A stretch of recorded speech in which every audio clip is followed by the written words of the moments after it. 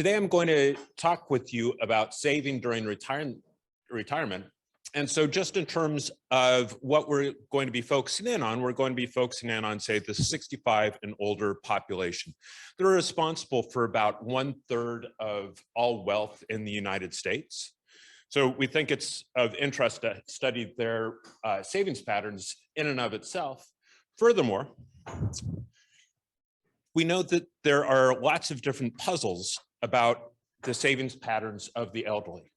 So first of all, many elderly individuals, they keep lots of assets into very old age. If we can contrast things relative to, say, a certainty life cycle model with no bequest motive, what I'll show you is that the elderly certainly run down their assets much more slowly than that model would imply. Furthermore, high-income individuals deplete their assets more slowly than low-income individuals, and low-income singles, they really have no retirement savings whatsoever. So why is this important? First of all, as I said before, the elderly have lots of wealth, so it's a key driver of savings. Furthermore, there's a large literature trying to understand the financial well-being of the elderly. Assets are a key part of their financial well-being. And then finally, I think this feeds into a much larger literature trying to understand intergenerational altruism. So we know that lots of policies are welfare improving in terms of, for example, Social Security reform, if people are extremely altruistic towards their children. If they're not, many of those potential reforms, they would never be voted for, certainly by the elderly. Okay. I'm going to talk with you about data from the United States. So most of this discussion today, it's just going to be focused in on the US, although I think many of these facts they hold for many other countries as well. I'll be talking with you about data from the HEAD panel. It's a subset of a bigger data set called the Health and Retirement Study. So if for Europeans, that would be the American version of SHARE, for example, or if you're a British person, that would be the American version of ELSA. It's a fabulous data set. It tracks individuals every 2 years until they pass away. And actually the interviews, they don't stop there. The children of the deceased wind up being asked very detailed questions about, for example, what was the disposition of the estate? What happened to medical spending towards the end of their parents' lives? So just in terms of, for most of the facts that I'm going to be showing you for starters, it's just going to be using data up through 2006, because I'm going to focus in on a somewhat older paper of mine, a paper that was published 10 years ago, but I think so many of the lessons really hold through to more complex models that people are working on today that I just wanted to focus in on this somewhat simpler paper. In terms of what we're going to do, we're going to use the full unbalanced panel. So even though this is only over a 10-year period, over the 10-year period, most of the sample members actually died by 2006. This is a little bit of a busy graph, but I think it's really important for us to have a good sense of what's going on. I think there's a lot of good information within this graph. First of all, let me tell you about what's being plotted. So it's median assets by birth cohort and also what I'll call permanent income quintile. Now, it's not truly permanent income, as Orazio said in the previous lecture. It's kind of a bit of a nebulous concept almost. However, we think this is actually quite a good measure of permanent income because we're using income from both Social Security benefits, so public pension benefits, as well as private pension benefits. And for the most part, those are monotonically rising in income made over the life cycle, okay? So just in terms of going through this particular graph, here's what we've got. So this dot right there, that first point, happens to show for those in the top of the permanent income distribution, it shows their median assets for the cohort that was on average age 74 in 1996. So these folks were either 72, 73, 74, 75, or 76. For right now, we're just going to focus in on singles. So Maria Cristina Dinardi, later today, she's actually going to show an extension of some of our work to couples. I think the key puzzles actually look even like more of a puzzle once you focus in on couples. So, but again, it's going to be a little bit more complex. So let's just focus in on kind of these simple basic facts for singles first. These are median assets in 1996. If the individual is still alive in 1998, you can see that assets have fallen a little bit. However, in 2000, 2002, 2004, and 2006, if anything, for this birth cohort, assets increase with age. This blue line is for the second highest income quintile. These are for those in the third highest income quintile. And so what you can see for these folks is that assets are falling with respect to age. And this green line right down here, those are median assets for those in the bottom of the income distribution. And you can see that they never had any assets to start with, and they don't accumulate any assets. Next, let me show you what's going on with these lines here. So these lines represent an older birth cohort that was on average 84 in 1996. Amongst that cohort, these are the folks in the top of the income distribution. Those are the folks in the bottom of the income distribution. You see the same basic facts. Furthermore, I can show you more birth cohorts. The same basic patterns hold, although you can see things start to get a little bit messy. Now, there's multiple reasons why assets might decline very slowly with respect to age. The first is the precautionary motive. And by precautionary motive, I mean the risk of having catastrophic medical spending towards the end of your life. So that risk of living longer than what you had expected and having catastrophic medical spending towards the end of your life. So I guess most of you folks are European, so you have generous health insurance schemes. For most Americans over 65, they actually do have a program called Medicare. So that covers, for example, hospital stays. But many individuals in the United States, if they wind up, for example, in a nursing home, they would face catastrophic medical costs. So that's what we're thinking about, this risk of outlasting your resources. However, there's lots of other reasons why individuals might be slow to run down their assets. And that includes both bequest motives and also home ownership. A big chunk of what I want to talk about today is trying to separate out the precautionary motive from bequest motives. And what I'll show is, in terms of just looking at asset data in and of itself, it's actually quite a challenging thing.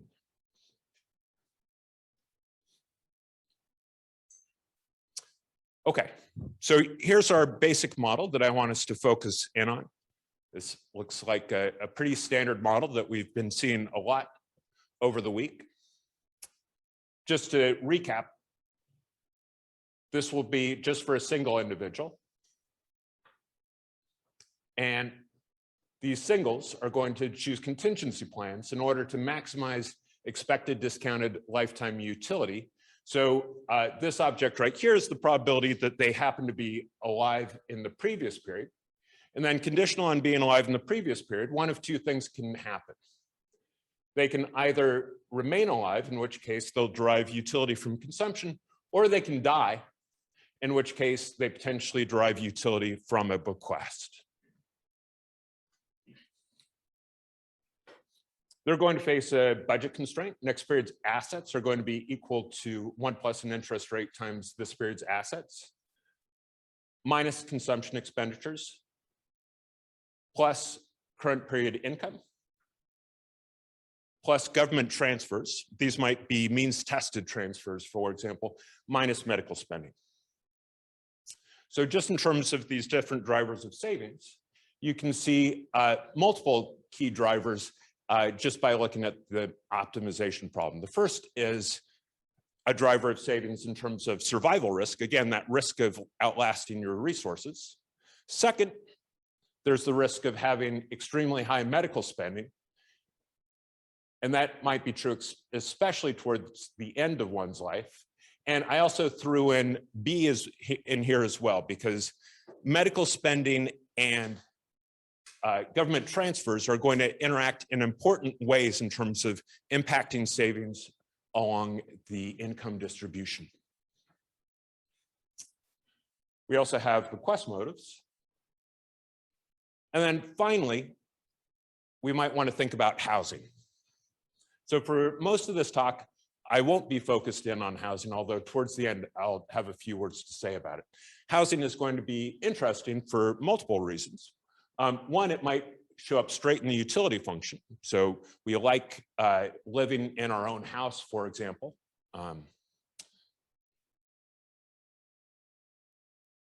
And it also because it might be very expensive to get out of that house, right? This argument associated with adjustment costs. Yes? How do you model this request function? So I would, for example, assume that it depends a lot on if I have children or not. Right. So, yeah. Oh, yeah. Yeah. So a good question. So there's no dependence on children right here. So in terms of the estimate that I will show, it's not going to depend upon kids. And indeed, you kind of bring up one strategy to try and think about identification of bequest motives, that they should presumably be operational more for those who have kids than those who don't. Just to kind of almost jump the gun, Mike Hurd has kind of made a career off of these sorts of comparisons in terms of asset trajectories amongst those with and without kids. And what we know is that the asset trajectories look very similar between those with kids and those without. So that might be prima facie evidence against bequest motives being important, although others would argue that one might have bequest motives for people beyond just their kids, for example. But it's a good question, absolutely. We also saw, I believe yesterday, a paper by Chang and Co, where they thought about additional features, such as, for example, the fact that housing is often tax advantaged because those means-tested transfers often exempt housing, although they don't exempt liquid assets. Okay, so first of all, let's have a quick look at survival risk. Again, Mike Hurd, and he was an important part of a very big literature in the 1980s in terms of trying to think about survival risk. Mike Hurd was really the first to kind of take those models to the data. And myself, in combination with Maria Cristina Donardi and John Jones, we've certainly worked on these as well. There's also been lots of empirical work to try and understand this lifespan uncertainty and also heterogeneity. In terms of what has been demonstrated in the literature is that this is important. So even in a place like Europe, people are still going to not know exactly when they'll die, and so there's still this risk of outlasting your financial resources. So these papers have found that mortality is large and important for understanding savings, so is lifespan uncertainty. So here are a few facts. These are probably mostly well known. Rich people tend to live longer than poor people. Women live longer, and healthy people live longer than those who are unhealthy at a particular point in time. So just to put some numbers on this, here's some information in terms of singles. Again, this is from the AHEAD data. And so what this shows is life expectancy conditional on being age 70, conditional on gender, health status at age 70, and also your permanent income quintile. So what you can see is that there's a lot of heterogeneity that you want to think about. So a low income, unhealthy man, on average, he's only going to live about another 6 years. However, for a woman who self-reports being healthy at age 70 and is at the top of the income distribution, she's going to expect to live 16.7 years. This just pulls together those who are men and women, those in good health and bad health. And what you can see is that those at the top of the income distribution live about 3.5 years longer than those at the bottom of the income distribution. women live longer than men, and those who are healthy at age 70 live about 3 years longer than those who self-report being unhealthy at age 70. So this is going to have lots of different implications, both in terms of modeling and also for measurement. Now, just in terms of modeling behavior, this differential mortality is going to mean that there should be heterogeneous savings rates. So those with high permanent income and also women, those who expect to live long, they should save more because they should forecast a longer period of life. The second issue is more of a measurement issue, and this is a very important issue as well. It's sometimes referred to as mortality bias. Here's the basic idea. So if you start off with a sample of 7-year-olds, some of them are relatively poor men, and some of them are relatively affluent women. Well, by the end of your sample, all the poor men are gone and only the relatively affluent are still around. What this means is that in an unbalanced panel, this causes observed assets to increase with age. So that's a cute picture. Here's some actual data showing its quantitative importance. And I want to convince you that this is something that you don't want to sweep under the rug if you're thinking about modeling savings. What this shows is median assets. We're just showing it for 2 birth cohorts. We're pulling together all permanent income groups here. The solid line, what that shows is median assets amongst all of those who are alive at a particular point in time. So what you can see is that if we look here, these are the folks who are alive in 1996. These are the folks who are alive in 2006. If you just take all these people together, you don't see much evidence of asset decumulation with respect to age.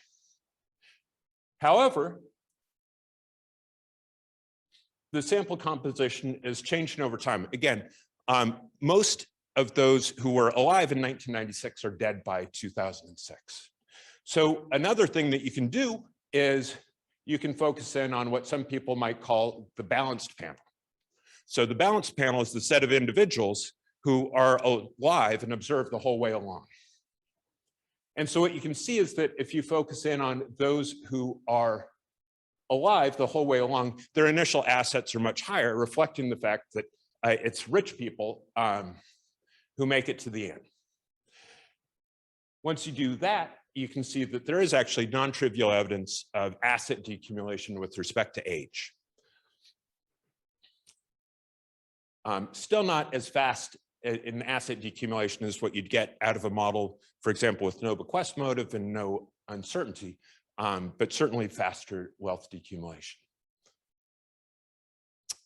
The next thing that I want to show you some facts on is medical spending risk. This is really where I think in combination with Christina Donardi and John Jones, we've made some contributions. So certainly for lifespan uncertainty, that's been well known for a very long period of time. The idea that medical spending might be important for understanding savings, that's been around for a long time as well. That's you can see how much gray hair I have. I was a teenager when Kotlikoff kind of first started thinking about these issues. And then there were ever more sophisticated models to try and think about medical spending risk. I think the state of the literature, though, for example, for Hubbard, Skinner, and Zeldis and Palumbo, was that medical spending risk really wasn't that important. And I think this brings up issues of measurement. So Horacio gave a great lecture before me, and he was talking about measurement. I think this is a very specific example where good measurement is important. For these previous papers, so these were careful people. These were very intelligent individuals. However, they were using data, typically survey data, and a key issue for survey data for medical spending is that often these surveys are for those who are not in a nursing home, not in a hospital. Now, of course, when do people spend a lot of money? It's when they're in a hospital or in a nursing home. And so a great thing about the health and retirement study data is that they actually do a nice job of capturing medical spending of those who are in hospitals, nursing homes. Once you're in the head sample, I sometimes like to say, you know, there's only one way out of it, and that's in a coffin, right? They work hard to kind of track you down. And what this means is that we can measure medical spending of those who really are spending a lot. And this seems like it has an important impact on results. So what I'll show you here is that medical spending, it rises very quickly with both age and also permanent income. So this is actually using some more recent work of ours that's still not published, jointly with Rory McGee. And so this just shows out-of-pocket medical spending by permanent income tertile and also age. So what you can see is that out-of-pocket medical spending amongst those at the bottom of the income distribution, it stays relatively low. However, amongst those at the top of the income distribution, medical spending gets to about 20,000 or more amongst relatively high income individuals as they're entering their 90s. So this might be an important risk that we have to think about. Now, this risk is going to work in combination in very important ways with government insurance programs. So in the United States, there's a health insurance program for those who are financially destitute. That's called Medicaid. There's also income support programs for those destitute, and that's called supplemental security income. The way these programs work is that if you have sufficient resources, you're not going to get any benefits from these programs. But if your assets are relatively close to zero, you'll get potentially significant benefits. And it's really Hubbard, Skinner, and Zeldis who started to think about what this might wind up meaning. So for amongst those who have close to zero assets, if they face catastrophic medical spending, essentially they're going to pay close to 100% tax on their savings because the government is just going to cover whatever they can't pick up themselves. Now, this is going to interact in important ways with the amount of medical spending that individuals face. So just in terms of some of this earlier work like Hubbard, Skinner, and Zeldis, again, they estimated that medical spending was relatively low. And so for them, what they found was that means-tested insurance, it's only going to impact those who are at the very bottom of the income distribution. In terms of our work, we found that actually this can be important well up into the income distribution.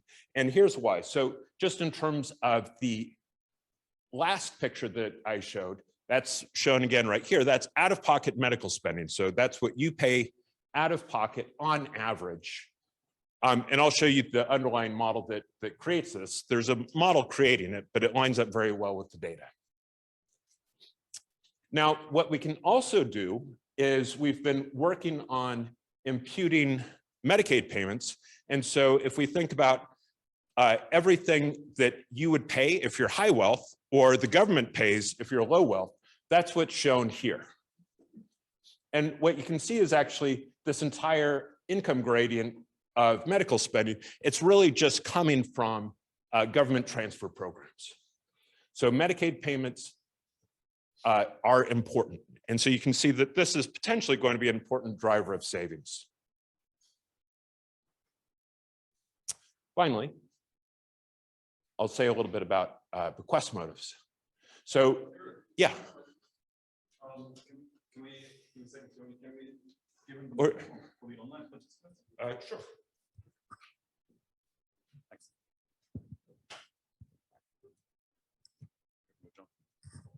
So these medical expenses, the total ones, are asked by respondents, but oftentimes the government pays the bill and they have no idea what it is. So is there been independent checks? Those are kind of sum up to what we're spending in aggregate. Right. Oh, great. Eric, give me a second.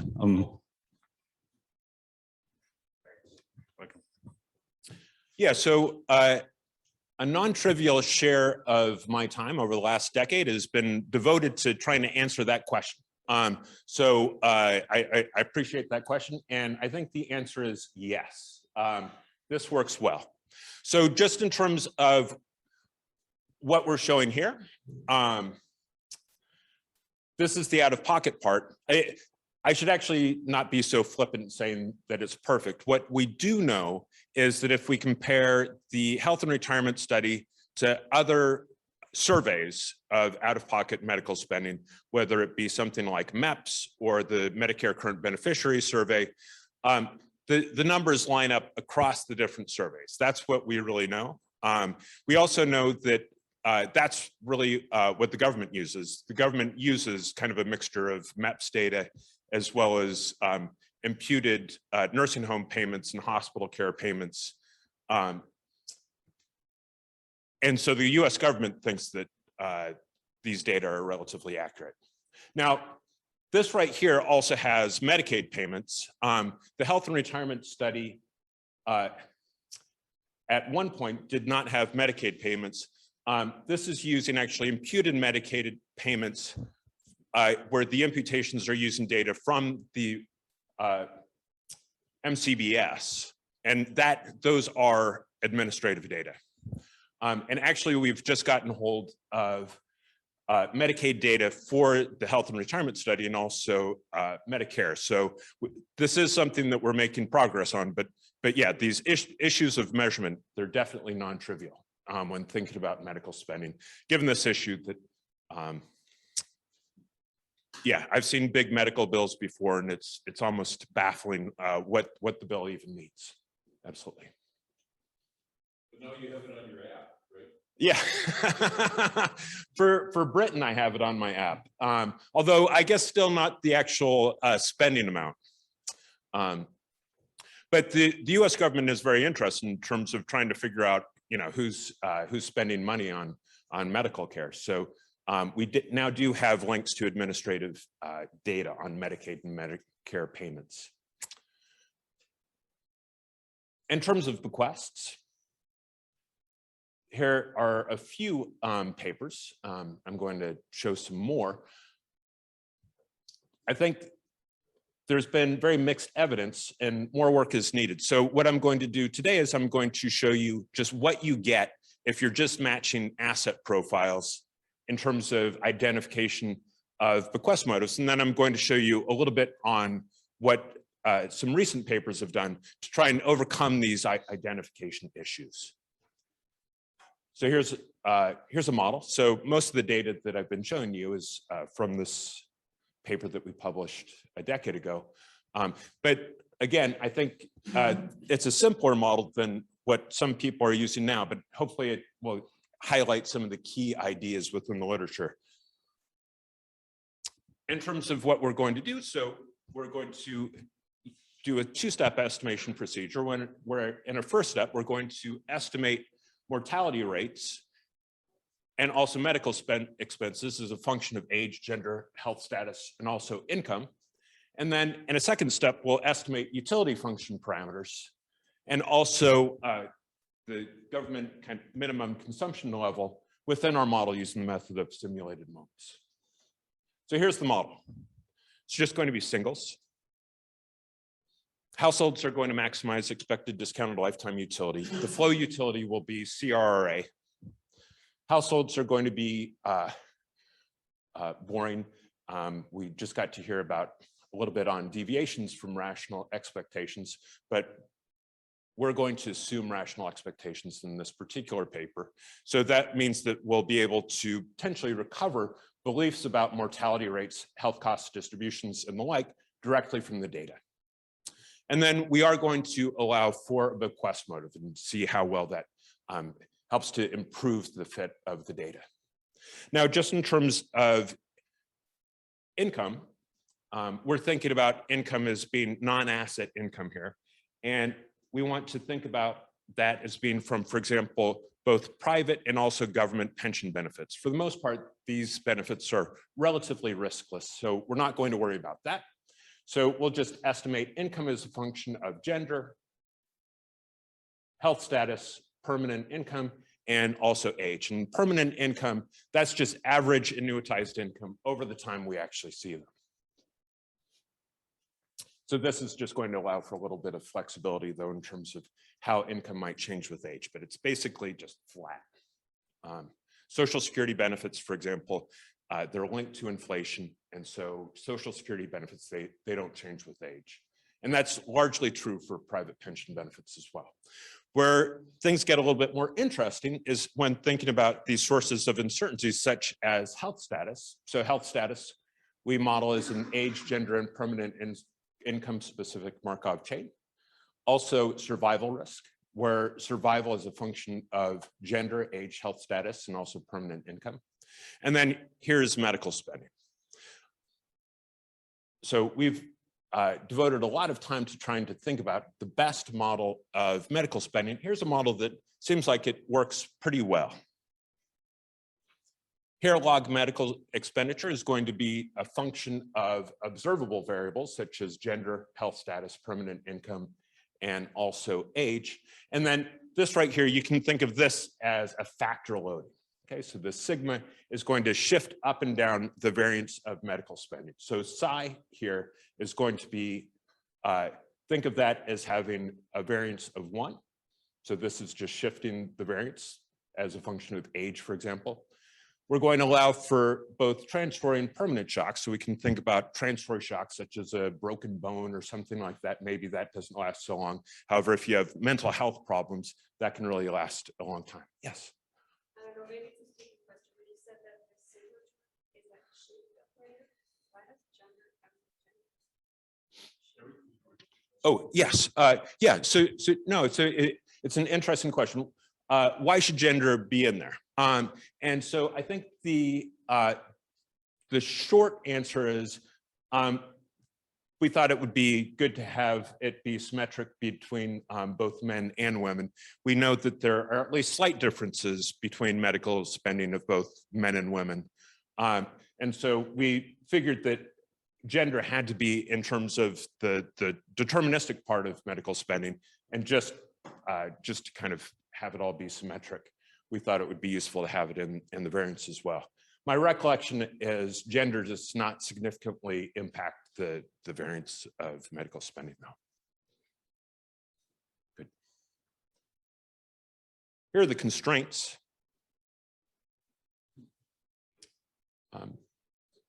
Here's our budget constraint again. Again, next period's assets is a function of this period's assets, income, both from assets and annuitized income from Social Security benefits and private pension benefits, all net of the tax system. This is medical expenditures, and this is consumption. So for right now, I want you to think about medical expenditures as being exogenous. So it's basically the doctor just comes to your house and steals your money in some ways. And that's just as, again, a function of all the variables that I showed you. Next, I'll show you a little bit more about what happens if you endogenize medical expenditure. But for now, just think of that as being exogenous. And these are these government transfers. These government transfers are interesting. These have important impacts on savings behavior. So I recalled that Mike Keene, when he presented his paper, he was talking about these social insurance transfers. And he was saying that they have important implications in terms of labor supply. They also have very important implications for just savings. Here's how this thing works. So even in America, the government doesn't let you just kind of sleep out on the street or anything like that. It's going to provide some minimal level of consumption. So you can think of that as maybe being something like a supplemental security income benefit. This is your medical expenditure. And again, that's exogenous. So these two together, think of that as your needs. This term right here, this is essentially cash on hand. You can think of this as being. So this is assets and income. And so if your needs happen to exceed your resources, the government steps in and bridges the gap. That's how that works right there. But what you can see is if government transfers are positive, so long as they're positive, slight fluctuations in assets, that has no impact on what you get. You're going to consume CMN either way. And so that is going to imply 100% tax on your assets amongst those who are at the consumption floor. And then finally, there's a borrowing constraint. In terms of method of simulated moments, here's what we're going to match. So I think this is interesting that once upon a time, the savings of the elderly were deemed a puzzle relative to kind of this benchmark model. And so here we're really just going to be matching median assets. So we're going to be matching median assets by permanent income quintile, cohort, and age. And so we're going to correct for cohort effects, the fact that perhaps different cohorts have different financial resources over the course of their lives, by allowing for cohort-specific moments. And then we're going to correct for mortality bias. And the great thing that we can do here, and this is one of these wonderful things about method of simulated moments, is that we can kill off people in just the way that they're observed to die off in the data. So we can kill off our simulated individuals, and that way we can perfectly mimic the mortality patterns that are observed in the data. Here's some estimates. So this specification, it's fairly simple. There's actually a little bit of a typo here. We will allow for the utility from consumption to be alive to also be essentially 1 plus delta here. But what you can see is that this preference shifter for health, it doesn't seem like it's doing much anyhow. So in our benchmark model, we didn't allow for either bequests, and we did not allow for preference shifters dependent upon health. So all we estimated was a coefficient of relative risk aversion of just under 4. So that's maybe a little bit towards the high end of the literature, but certainly well within the range of pretty standard estimates. It's not some crazy number that you might get out of, say, the finance literature or something like that. Discount factor of 0.97, and then a consumption floor of $2,600. So that consumption floor, that's a little bit low relative to, say, supplemental security income benefits, but not everyone winds up taking up supplemental security income. So maybe that is a reasonable number. Although I should say, in terms of a dirty little secret within this literature, is that savings patterns are incredibly sensitive to this particular parameter. As you crank down the consumption floor, the risk of having extremely low consumption, that's going to go up. And if individuals have precautionary behavior, that's going to importantly drive savings. So again, allowing for shifters depending upon health, that doesn't seem to do much. The next thing that I want to show you here is that we also estimate a specification with bequests. So just in terms of what we estimate here, so we estimate this parameter here. So this is the value of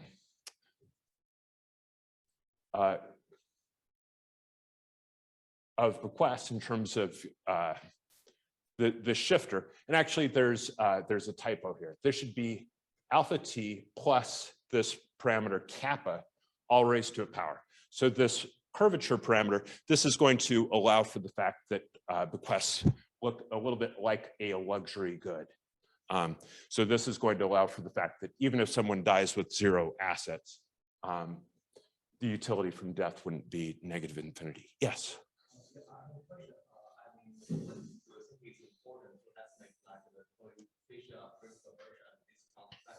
And sometimes we just say literature, they give this number like 1.3, which take this one. And why is it important when you actually estimate? Right. So no, that's a good question. Yeah, so the question is, why bother estimating these parameters? Why not just take them from the literature? I think there's 2 answers to that. The first is one should always be suspicious of where those parameters came from in the first place. there's actually not that many good estimates of these parameters out there. And all estimation procedures have their own idiosyncratic problems to them. The second is that savings is going to be incredibly sensitive to these parameters. Certainly beta, we can all imagine why beta is going to be important. But then the coefficient of relative risk aversion, that's going to be very important for thinking about how important is precautionary behavior. So if you pick 1.5, some of the Euler equation-based estimates, I've seen those coming in at 1.5, for example, that's going to imply a lot less precautionary savings behavior. You will need a bigger bequest motive to wind up fitting the data if you go with a coefficient of relative risk aversion of 1.5. But there's lots of estimates out there. So so for example, there's actually a measure of risk aversion in the health and retirement study data where people are just asked, for example, here are different lotteries that you might want to play in terms of consumption for the rest of your life. How much would we have to compensate you for the risk of, with say some probability, losing half of all your consumption for the rest of your life? Those sorts of questions actually give a coefficient of relative risk aversion of 5. And again, the finance literature kind of using equity premia, they can get estimates of 300 and things like that. So we think it's of significant value just to try and estimate it within the context of the paper. It's not a crazy thing to calibrate some of these values, but we thought that it was a useful thing to do. One thing that I want you to see right here is this is our over-identification test statistic. I believe we had 101 moment conditions. So our over-identification test statistic, it was 82. And so at no sensible value can we statistically reject even this relatively parsimonious model. Yeah, absolutely. Okay, so there's one question on the borrowing constraint, and if kind of savings should also be sensitive to the borrowing constraint, which is set to be 0 here. And I had a question myself, which would be, are there, like in the data, some intra-household transfers? So in some sense, could bequests even be negative? I mean, if we set them like to, I mean, we need a threshold somewhere, but do we see this in the data, and therefore is this important? Right. Yeah. So that's a completely fair and good question. Certainly, we have lots of models where this borrowing constraint would not be equal to 0. We think setting it equal to 0 makes sense for multiple reasons. One is it happens to fit the data well. There's a significant mass of individuals who have exactly 0 assets. There's incredibly few people in these data who actually have debt. Some people will have a little bit of housing debt, for example, but still their net worth is positive. So this seemed like something that happens to fit the data relatively well. And furthermore, when thinking about something where we have government transfers, trying to think through how that would interact with debt levels and things like that, that just seemed a little bit too far afield. You also bring up the good question of inter vivos transfers.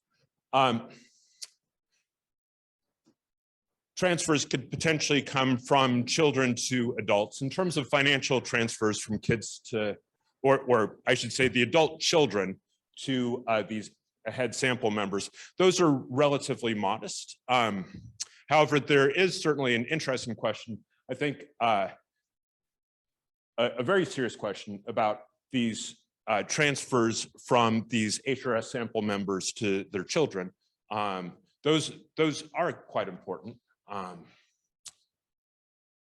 And that would be a good thing to think about. Now, there's also a lot of interesting transfers in terms of time from children to adults. And there's actually some very interesting recent work trying to think about these transfers from kids to and by that, I mean adult children, people who are, for example, in their 40s and 50s, taking care of these AHEAD sample members. Yes. Oh, yeah. There's one more question from the audience. Yes, I was basically wondering about what would happen if, or I mean, it kind of makes sense that thinking about like bequest motives might also not be completely certain, or like the utility you get from these bequests might also depend on children outcomes or something. So how do you think would this additional precautionary motive maybe change like the mechanics of the model?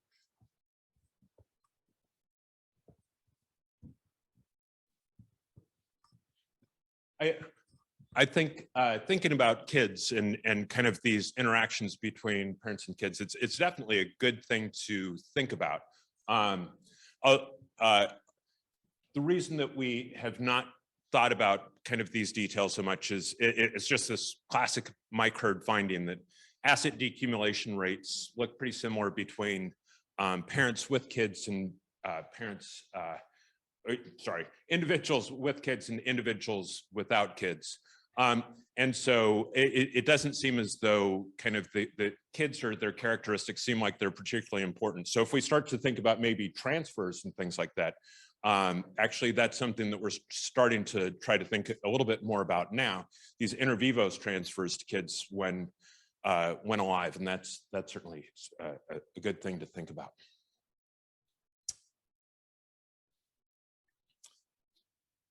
Here are some bequest function parameters. So you can see they're not statistically significant. They don't really seem like they improve the fit much of the model. The numbers look big, which is you're supposed to be slightly baffled about how to interpret these numbers right here. So I'll see if I can go in and help provide a little bit of guidance in terms of these parameters right here and kind of how they vary throughout the literature. Now, before I do that though, I want to show you how well the model fits the data. So by the standpoint of over-identification test statistics, the model fits the data extremely well. We can't reject it. By the eyeball metric, I think we also do quite well. So in terms of the solid lines, and I think often the eyeball metric is a useful one. There's certainly places that there's a view that the over-identification test statistics are somewhat useless. I don't agree with that, but I do agree that the eyeball metric is a useful diagnostic as well. So these solid lines here are what we've seen in the data. So these literally are the moments we're matching. So these are, again, assets in 1996. We don't match those because we sort of mechanically match assets in 1996, given that we take the initial conditions straight from the data. But what I want you to see here is amongst those at the top of the income distribution, assets are rising with age. That's kind of true in the model as well. The model is the dashed lines. Amongst those in the middle of the income distribution, assets seem to fall a bit with age. And then at the bottom of the distribution, those folks never had any wealth to begin with. I also want to show you a little bit in terms of this issue of mortality bias. As I've said before, it's something that's definitely worth taking seriously if you want to think about savings late in life. This left panel, again, I've shown you this graph before. This is just median assets for two particular cohorts, pulling all income groupings together. These are median assets amongst those who are alive at a particular point in time. And those are assets that, with the dashed lines, of those who survived all the way to the final time period. On the right panel, we have the model analogs of these. These are the simulated folks who are alive at a particular point in time, and the simulated folks who make it all the way to the end. So you can see the model and the data, they don't line up perfectly, but I think overall we do a good job of capturing this issue of mortality bias. Now, I've already shown you the estimates in terms of bequest motives. I've shown you that they kind of look big and weird, but they are very imprecisely estimated. They do not really improve the model's fit, and they don't change other parameters. However, what I really want you to take away is that bequest motives are hard to identify. That doesn't mean that they're small. It doesn't mean that they're unimportant. To show that adding bequest motives, it doesn't really seem like it improves the fit of the model particularly. Let me just show you for two different versions of the model. So the left panel is the model without bequest motives. The right panel is the model with bequest motives. I'm sorry. The left panel is the model with bequest motives, and the right panel is the model without. The solid line is the model, and the lighter line happens to be the data. So this is just the CDF of assets 1 year before death. So this is the CDF in the data. This is the CDF as implied by the model. We don't get exactly right the distribution of those with almost zero wealth before death, but for the most part, you can see that we get things pretty close to spot on. Again, this is the model with bequest motives. This is the model without bequest motives. And so what you're supposed to do is you're supposed to look up and say, no, you screwed up. This is just the exact same graph twice. But that's actually not true. So if I gave you enough time, you could eventually stare long enough that you could see that the model line is ever so slightly different across the two graphs. But again, you can sort of see that it's going to be hard to identify bequest motives just by looking at wealth at time of death. By very subtly changing preferences, you can equally fit the data. Okay, so let me give you a little bit of interpretation about what those bequest parameters actually mean. To do that, what I'm going to do is I want you to think about a particular counterfactual. Because again, thinking about what these bequest parameters mean, it's a little bit hard to get your head around. So here's a counterfactual that I think is useful.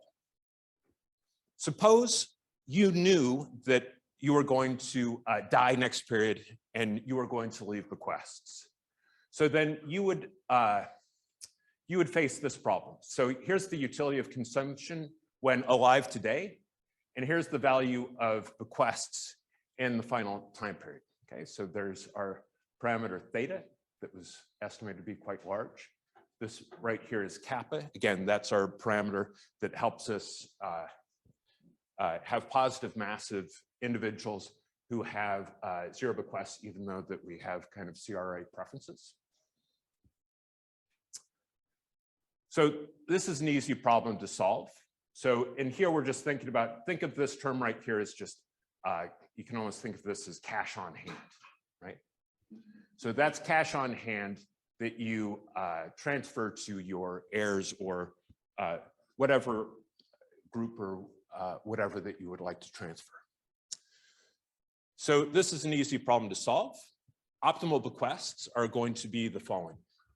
This term R here, that's just 1 plus the interest rate. Here are assets.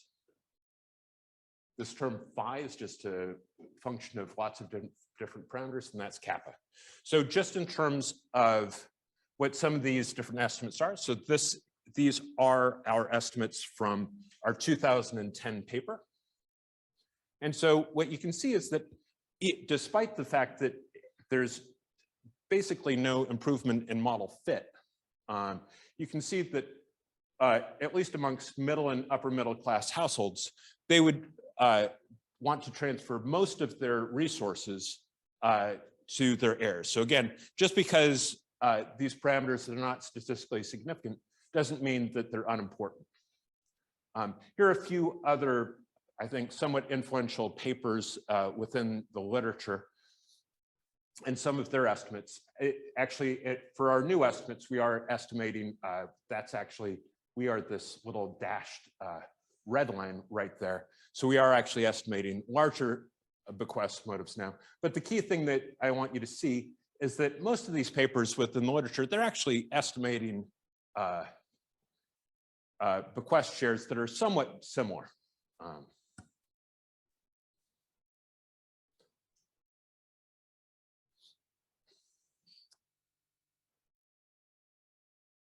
Okay, So now, given that I've shown you a model that seems like it fits the data well, I'll show you a few experiments in terms of trying to understand a little bit more again, what's actually driving this model.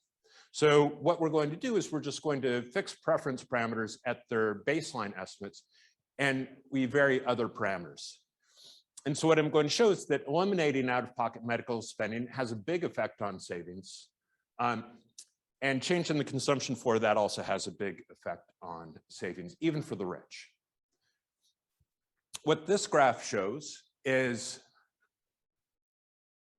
in our simulations, so we have our simulations, and we're going to simulate savings for a particular cohort who was on average 74 in 1996, and we're going to simulate these individuals until they're all dead. So just in terms of our baseline, so our model that best fits the data, this shows what's going on in terms of our baseline estimates in terms of their implications. This is what happens when we shut down all medical spending. So you can see that medical spending in this model, it's important. This right here shows what happens when we change the consumption floor.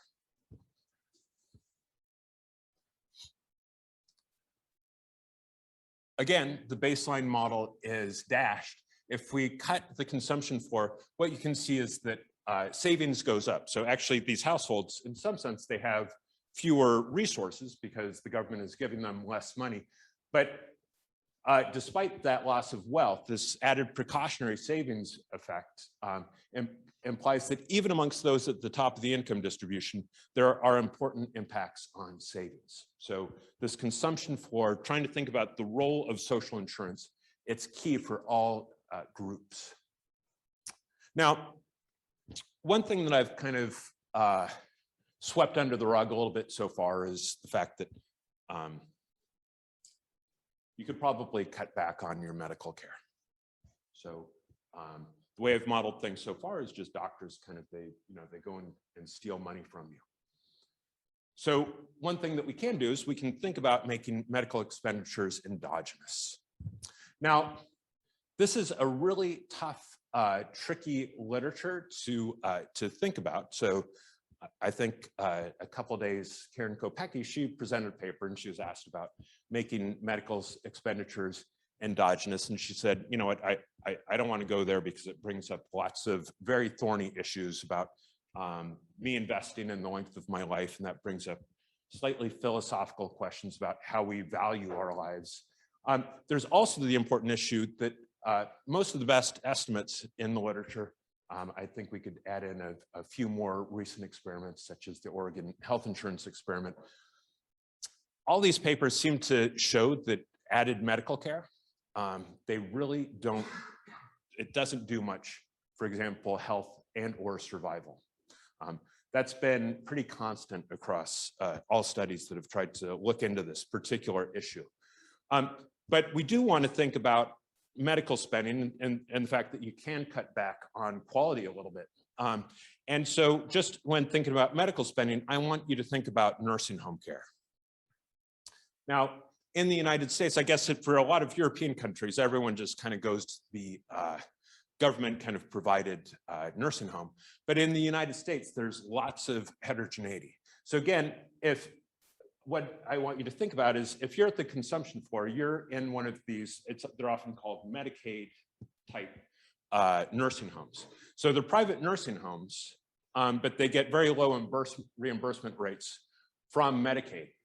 There's also actually in the United States, an active lawyer community who likes to sue these nursing homes for poor quality of care. So if you go, at least in the United States, and type in nursing homes, you'll see both ads for nursing homes as well as lawyers who want to sue those nursing homes for poor quality of care. So you can see this guy, he's in a Medicaid nursing home. He doesn't look too happy right there. Those are bed sores. Bed sores are nasty things. They don't kill you, but they make your life extremely unpleasant. Now contrast that with, for example, another thing that shows up on the web in the United States, and that's for fancy nursing homes. So look at this guy. He looks pretty happy, right?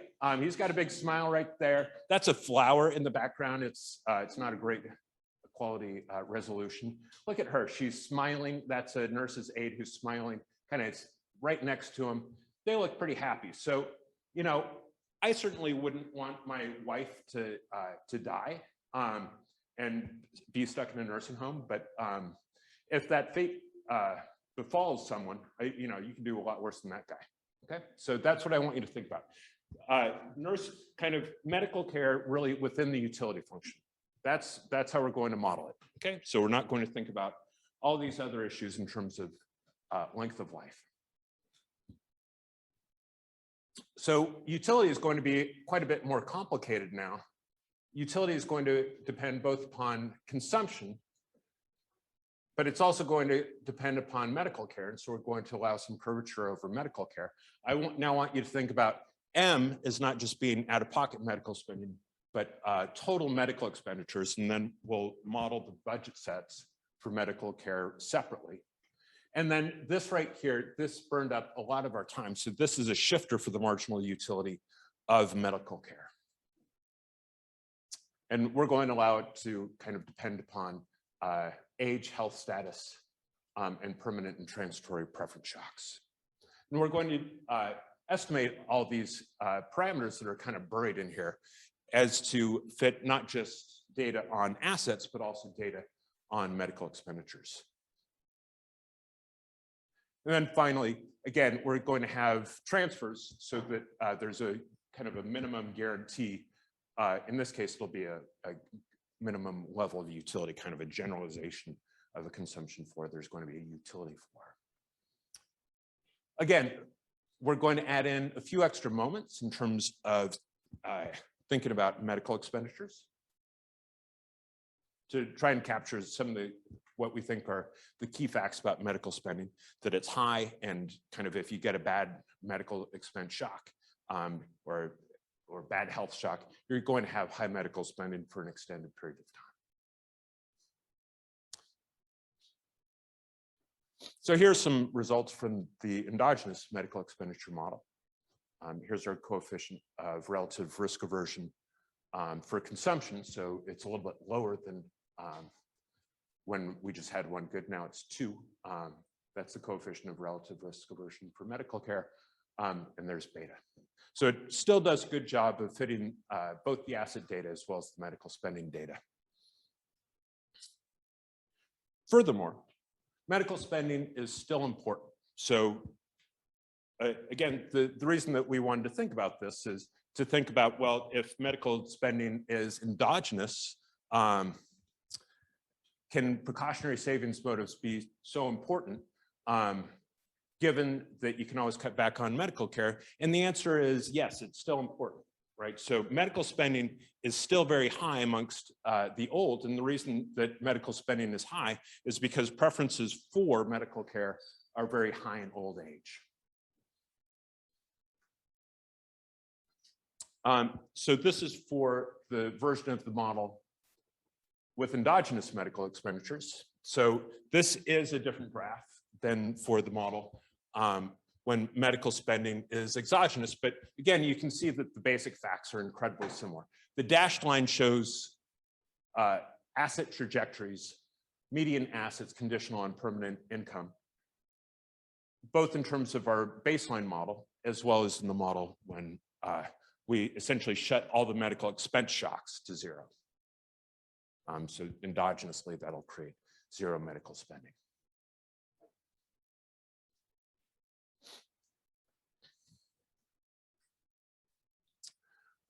Things do wind up looking a little bit different in terms of responses to changing the consumption floor. This is showing what's happening when we cut the consumption floor by 50%.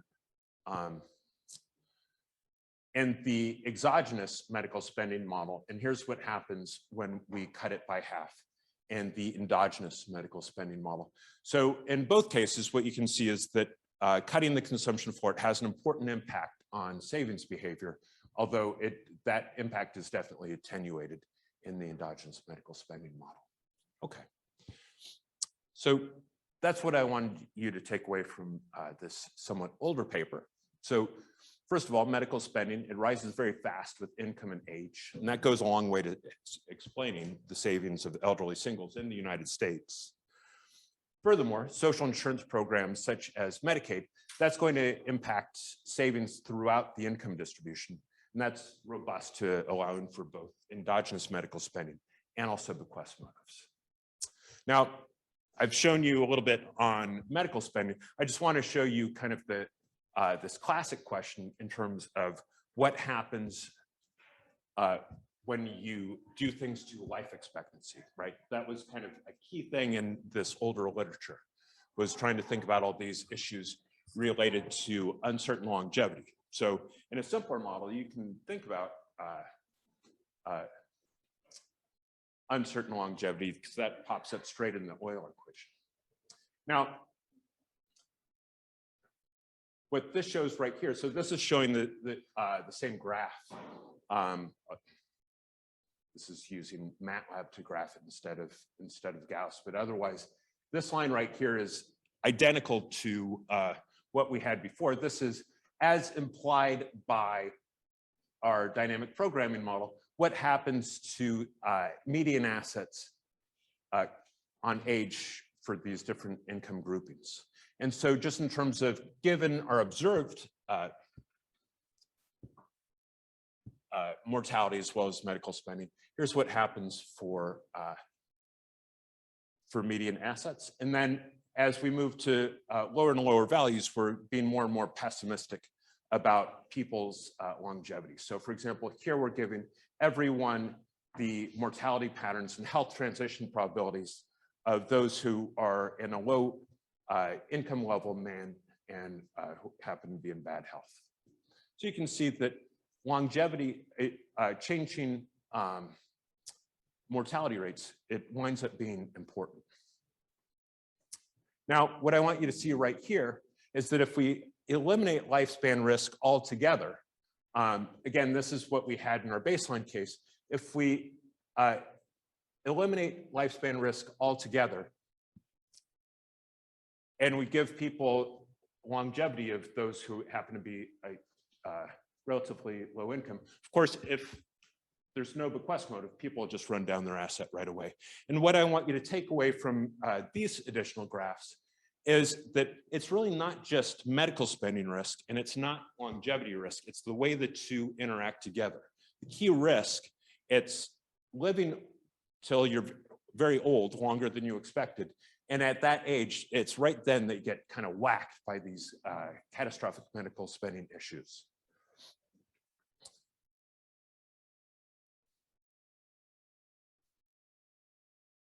Okay, so what I wanted you to take away from all this is, first of all, precautionary savings motives seem like they're important for understanding savings patterns amongst the elderly.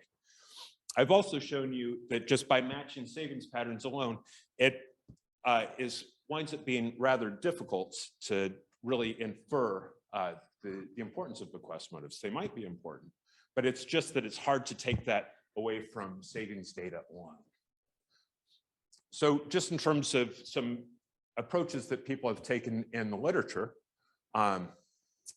so as was brought up earlier, the one way to try and think about things is to think about people who have and don't have kids. And again, if you do that, Mike Hurd, he, both in the data and as well as kind of, I think the first really nice model of savings behavior amongst the elderly.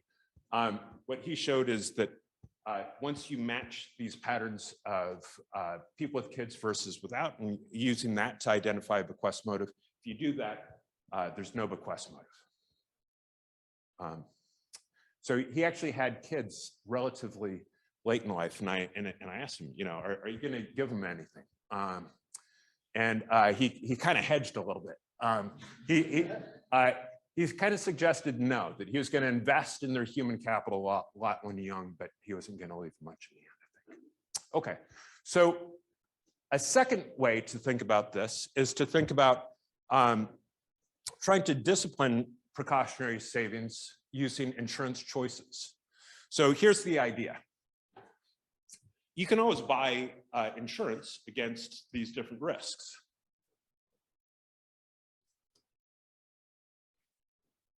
So for example, there is a long-term care insurance market in the United States. And so the idea here is that strong precautionary motives are going to create a very strong demand for insurance. As a fact, very few older Americans purchase long-term care insurance. There's a market. However, that market, it's not particularly heavily used. So Lee Lockwood has a nice paper where he brought in this additional data to try and think about these long-term care insurance choices. And once you do that, you do wind up with a somewhat bigger estimate of kind of the bequest motive. We've also done a little bit as well, trying to bring in Medicaid as an additional set of moments to try and discipline things. At some level, Medicaid in and of itself, that tells us the share of people who are on Medicaid. That gives us a sense of how frightened people are of being on Medicaid. And so that gives us a little bit more discipline as well. But as with anything, not everything's perfect. So there, for example, there's lots of reasons that people don't purchase long-term care insurance. There's a nice paper here that brings up lots of different motivations for why that market doesn't exist. They find that an important part of it, which kind of builds on some older work, is that because Medicaid is there in the first place, no one basically purchases long-term care because the Medicaid market happens to crowd out this private market. Orazio Attanasio, he brought up this particular paper. So this paper is using stated preferences to try and think about estimating and identifying bequest motives. So what they're doing is they're using strategic survey questions where they ask hypotheticals that was very similar to that very simple kind of two-period model that I set up before, where people are asked, for example, you have $100,000, you know you'll be dead next year, and you have lots of health problems and you need some health care. How much would you use on yourself and how much would you transfer to your kids? Okay, so that's what that paper does. There's a version for the Netherlands as well. That approach, it leads to at least somewhat smaller bequest motives than what you'd get from, for example, the Lockwood approach. Although I think to some extent what I showed in terms of the graph is these differences are not too big. And then finally, we can think about using, for example, transfer data prior to death. So for example, Christina Donardi this afternoon, she'll talk about this particular paper. One fact that we found in this paper is that if you think about couples, when the first member of the household dies, actually a lot of money goes from the couple to their kids. And then finally, we're not quite in Scandinavia, but we're kind of close. And actually, I guess Germany does probably, I think, does have slightly more generous approaches to dealing with high medical care at the end of life. You can think about focusing in on contexts where precautionary savings is unlikely to be important. So for example, in Scandinavian countries, the government basically provides nursing home care. 15 more minutes, and that should include like a few questions. Okay, yeah. Yeah, that's perfect. So at some level, yeah. About the pension system, you haven't said anything about pensions. Right. Right. So yeah, so that's important too. Yes. So the question was about pension systems, and that's certainly important because, of course, if replacement rates are very high, if pension income is very high, that would create very relatively little incentive to have any assets in the first place. And that's an interesting thing to think about. We're just really thinking about this asset decumulation phase. I think this question of why do people kind of go into retirement with the asset levels that they do? That's another really interesting question. For example, the Schultz-Shishadri-Kitatrakun paper that I think I alluded to, that paper shows that the asset distribution can be well explained by, income over the whole life cycle, including during the retirement period, that you want to hold on to some assets in the US because pensions in the US, they're somewhat generous, but you are definitely going to have a little bit of a fall in assets. Yeah, so that's good.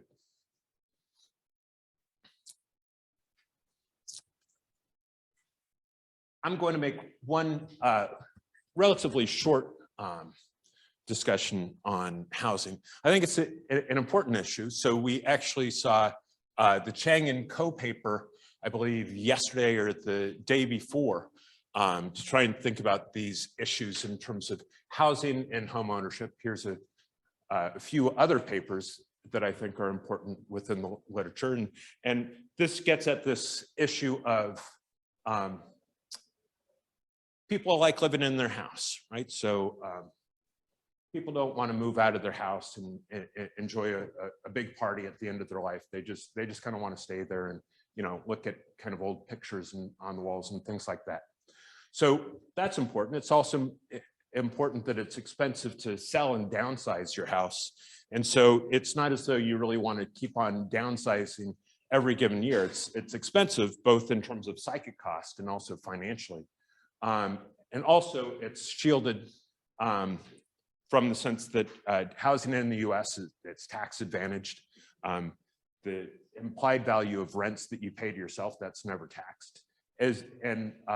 The Chang and Co paper also bring up that it has certain advantaged aspects in terms of it's largely shielded from, housing wealth is shielded from means-tested insurance programs. I'll show you some facts about housing here. So this paper normalizes wealth for different cohorts, and this is just taking medians.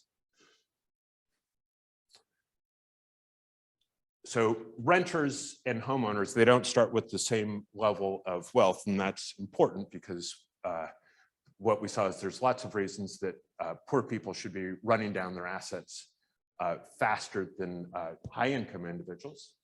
But what you can take away from here is that homeowners, they largely kind of hang on to their house until they're pretty close to dead. Whereas those who are renters, they do run down what little assets they have. So that gives you almost some prima facie evidence that housing, it seems like it is important. It doesn't still tell us why it's important. Building upon the idea of trying to think about looking at countries where perhaps precautionary savings patterns aren't quite so important.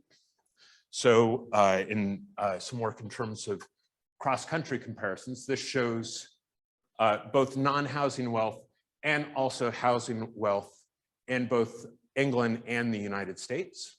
So this happens to show that for non-housing wealth in the United States, consistent with what we saw in the previous slide, non-housing wealth, that tends to decline very rapidly with respect to age. At least that's true in the US. In England, it's not quite so true. But certainly in England, housing wealth, it does go up quickly with age. Part of this is just time effects, the fact that the sample period, house prices in England kind of went crazy. But again, this shows in different countries, even where maybe these precautionary savings motives aren't quite so important in terms of England, you see a lot of similar patterns.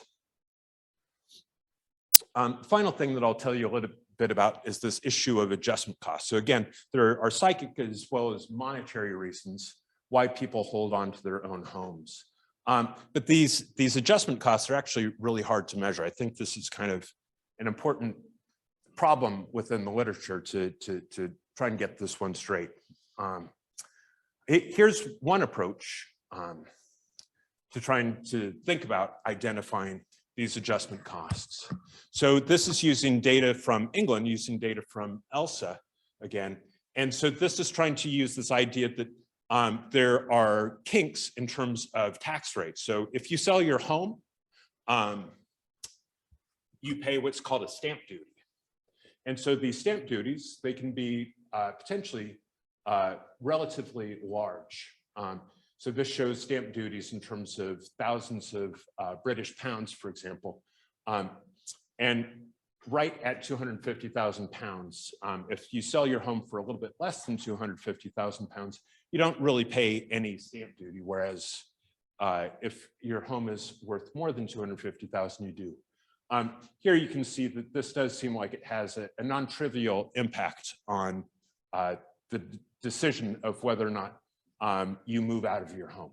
So this, again, it shows some evidence that these adjustment costs are important. Okay.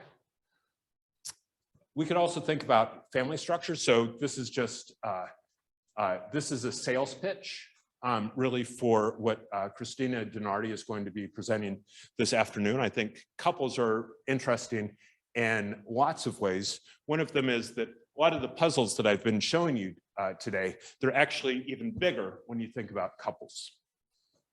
And I'll just leave on some final issues about ideas for further research. I think a lot of these ideas have actually come up today. I think one thing that we really do need to know more is about what kind of these bequest motives really mean. Is it, for example, is it altruism or is it exchange? And I think it would also be useful to start to think more about not just these transfers of money, but also transfers of time, to try and think about these exchange versus altruism motives that kind of gets deeper in terms of what these bequest motives mean.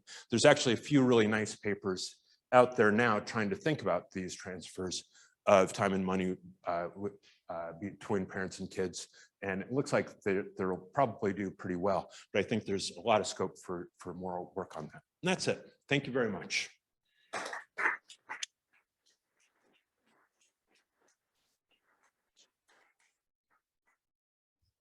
Thank you very much, Eric. That was a really fantastic presentation. I collected one question by Jiajing Wen, which was on the consumption floor. So maybe it could be helpful if you might be able to jump back to that slide, because I think it was like 30 something, 35 or somewhere. Yeah, I think yeah, and I think the policy, like the outcome when you were looking at the consumption floor reduction of 20%, because there you find that they have very large effects on the top quintile people, right? And so the question was, is the risk of falling below this consumption floor only driven by significant medical expense? And so could one see like the impacts of changing consumption floor in a setting without a medical expense, just to see why kind of it drops so much for them? So, yes, that's an interesting, good question.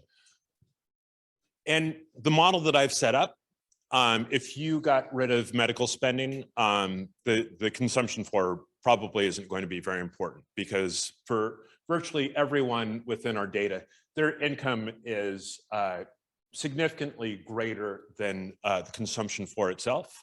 And so even if people ran down all their assets, they would still just be consuming their own income, which would be greater than the consumption floor. You could probably think about contexts where you could expand the model in other ways where the consumption floor would be important. But within this particular model, the consumption floor is really only important because medical spending is important. So are there any other questions? I think Sebastian had one, but I'm not sure if that, okay, it was about insurance, but I think you talked about it after he mentioned that question. Are there any other questions from the audience online or here? Wait, but that's, I mean, you're close. But could you give a brief intuition on, I guess, how Karen et al. Find why insurance is used so little? Seems like one of these classic cases where there's a relatively small probability of a catastrophic loss, so that in rational models you would really want to insure. Right. So, the Brown, Kopecky, Korshkova paper, they do a nice job, and they look at multiple explanations for why this market is so small. In terms of the key thing that they say is most important, and this is kind of based on an older idea by Brown and Finkelstein as well, is that it's this idea of crowd out in the market. So for lots of households, quite frankly, they know that if they have a long nursing home stay, that nursing home stay is going to be picked up by Medicaid. And so again, Medicaid isn't going to pay that much for the nursing home. You may not get quite the quality of care. But if you have sort of a not very high quality insurance plan anyhow, you're probably going to wind up in a relatively low quality nursing home either way.